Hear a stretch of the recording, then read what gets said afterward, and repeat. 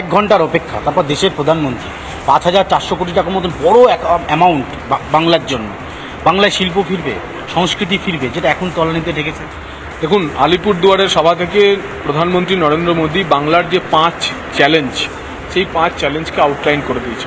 আগামী নির্বাচন সেই 5টি বিন্দুর উপরেই ভারতীয় জনতা পার্টি পশ্চিমবঙ্গে লড়বে।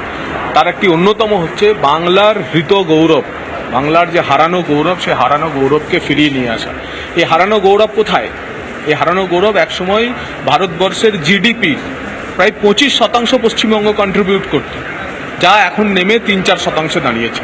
ভারতবর্ষের শিল্পায়নের ইন্ডাস্ট্রিয়াল ইনপুটের একটি বড় অংশ পশ্চিমবঙ্গ কন্ট্রিবিউট করত, যা এখন গত 15 বছরে মুখ্যমন্ত্রীকে কোনো বড় শিল্প তো দূরের কথা, পশ্চিমবঙ্গের মুখ্যমন্ত্রীর স্বপ্নের বালিশ শিল্পেরও একটা কোনো কারখানা উদ্বোধন করতে পারেননি।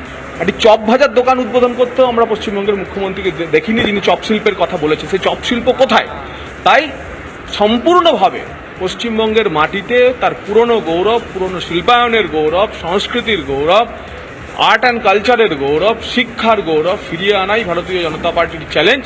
কালকে প্রধানমন্ত্রীর জনসভায় আলিপুরদুয়ারে যিনি যে সুর, যে তাল, যে লয় তিনি বেঁধে দিয়েছিলেন, তার প্রতিফলন আগামীকালের সভা থেকেও আমরা দেখব।